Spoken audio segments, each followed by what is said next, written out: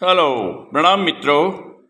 बहुत दिन से मैंने वीडियो बनाया नहीं था और मैं ऐसा रेगुलर नहीं बनाता कि एक वीक में एक वीडियो बनाना ही है। नहीं, मैं यूट्यूबर नहीं हूँ।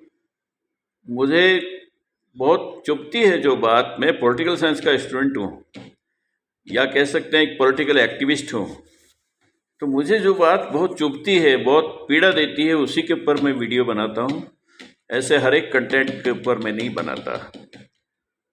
दूसरी बात ये, कभी कभी एक महीने में 4 वीडियो बना देता हूँ, कभी कभी 2 महीने में एक भी नहीं बनाता। मुझे जब तक कंटेंट जब तक मेरे मतलब का नहीं होता तब तक मैं नहीं बनाता। अक्सर मैं पॉलिटिकल वीडियो ही बनाता हूँ, क्योंकि मैं पॉलिटिकल साइंस का स्टूडेंट हूँ और पॉलिटिकल एक्टिविस्ट हूँ, तो वो मेरा सब्जेक्ट है, मैं उसी में बनाता हूँ। आज मुझे एक फिल्मी लोगों का कंटेंट मिला। उसमें एक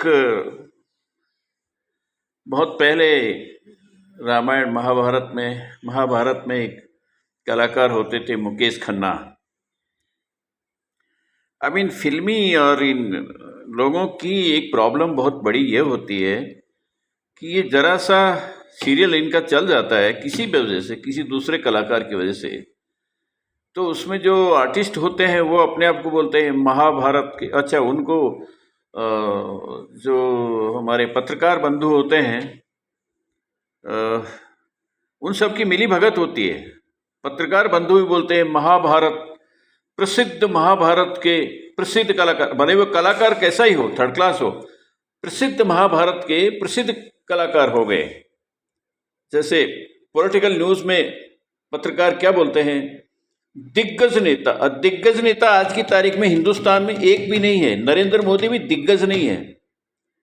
नरेंद्र मोदी के अंदर 36, मैं मोदी का, मेरे से बड़ा मोदी का, मेरे से ज़्यादा मोदी का कोई समर्थन रहा नहीं होगा।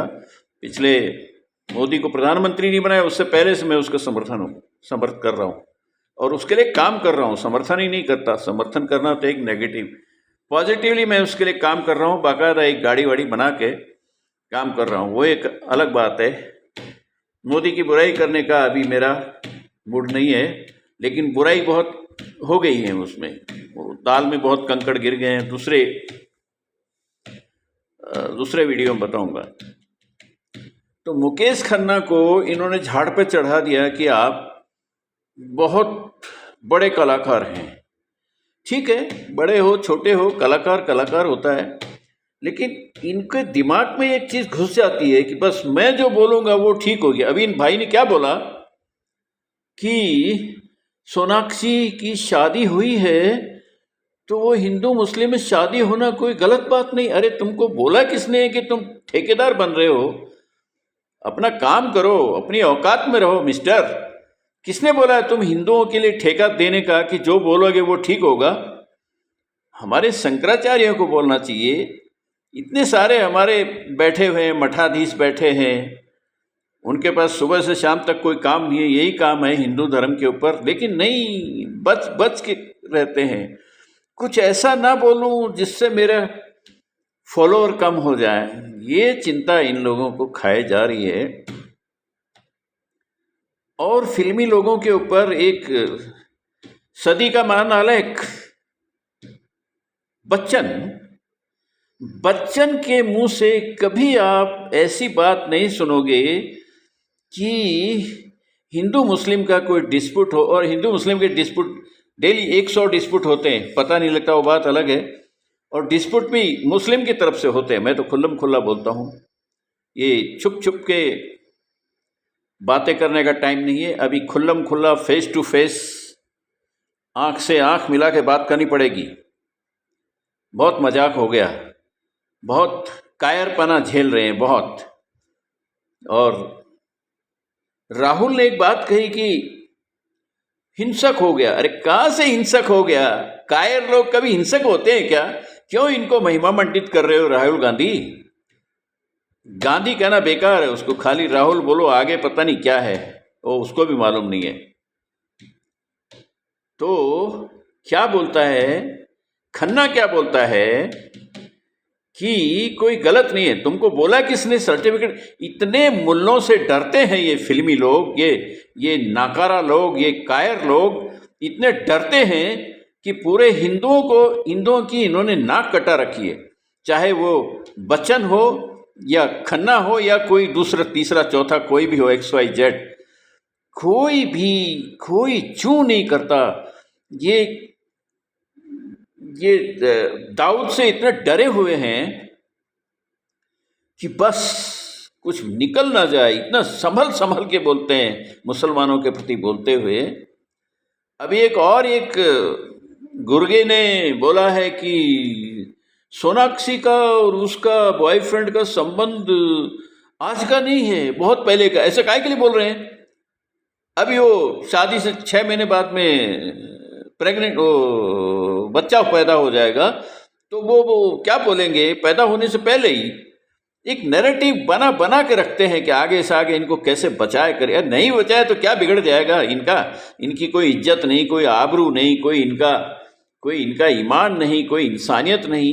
ये 3rd क्लास लोग होते हैं और 1 नंबर के गुर्गे, 1 नंबर के चमचे जो होते हैं वो फिल्म इंडस्ट्री में कामयाब हो रहे हैं। नाम है, दिख रहा है, ऊपर ऊंचाइयों को छू रहा है। 90% ये समझ लीजिए कि वो बहुत बड़ा गुर्गा, बहुत बड़ा दोहरा चरित्र वाला, डबल स्टैंडर्ड, दोगला ऐसा आदमी होगा, चरित्रहीन। वो उन ऊंचाइयों को छूता है 90%। कुछ एक्सेप्शन तो होते हैं हर जगह, लेकिन अधिकतर पब्लिक को मैं ये बताना चाहता हूं कि इनको देख के कोई ज़्यादा इतराने की ज़रूरत नहीं है कि कोई मिल गया एयरपोर्ट पे, स्माइल दिया, वो उसने शेक हैंड कर लिया तो बोले मैंने उससे हाथ मिलाया। अरे चुल्लू भर पानी तुम्हें डूब मरने के लिए नहीं मिलेगा। तुम हिंदू सनातन के वंशज हो, वो तुम्हें पता नहीं है, उसका तुम्हें गर्व नहीं है। गर्व किस बात का है? 2 कौड़ी के आदमी से शेक हैंड कर लिया। क्या गाली दूं, मेरी समझ में नहीं आता। कैसे तुम्हें जगाऊं? गाली देने में मुझे मजा नहीं आता है। मैं एक शिक्षित, समझदार, पढ़ा लिखा व्यक्ति हूं, मुझे मजा नहीं आता है। कड़वे शब्द इसलिए बोलता हूं कि तुम जागो, तुम अपने दिमाग से सोचो क्या बोल रहे हैं, क्या कर रहे हैं। अगर कोई भी सपोर्ट करना है तो 4 बार सोचो कि ये सपोर्ट करने लायक है कि नहीं।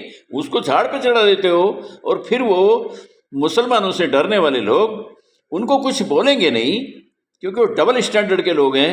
हिंदुओं को गाली देंगे और उससे वो झाड़ पे चढ़ जाते हैं। उनको लगता है कि मेरा व्यक्तित्व अब जरा फूला फूला है।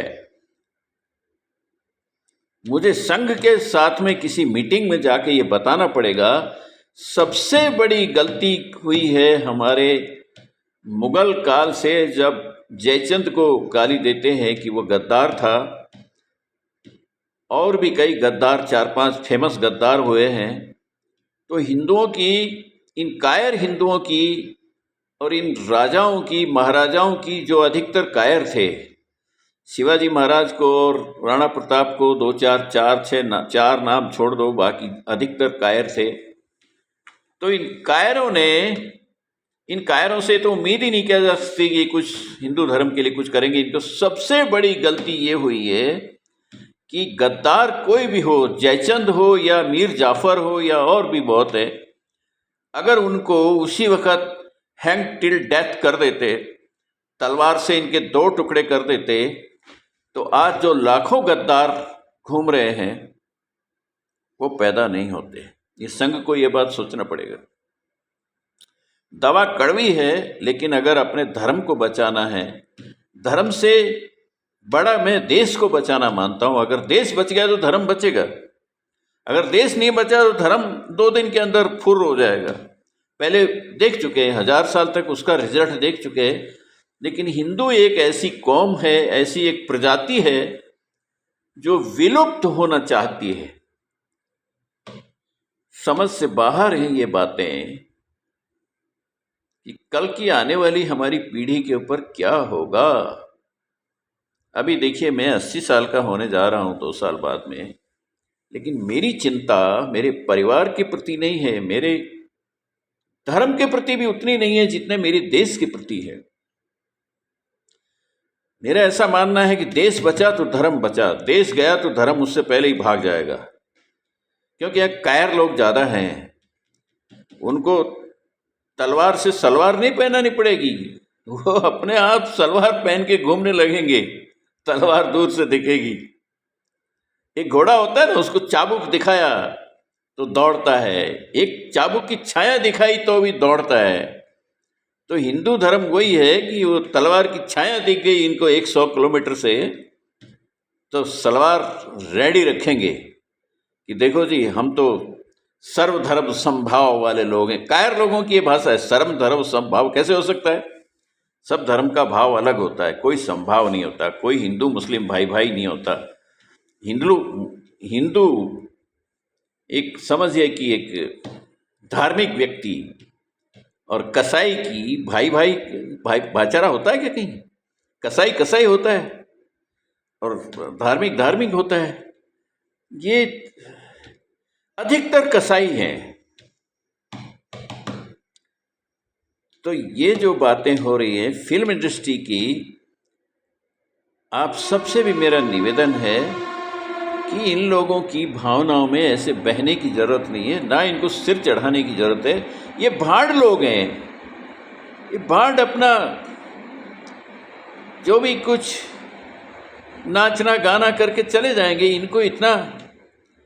इनको इतना पद्मश्री और पद्म भूषण देने की ज़रूरत नहीं है। ये बंद होना चाहिए, इनको राजनीति में प्रवेश बंद होना चाहिए कि ये परिचित लोग हैं। काय के परिचित लोग हैं?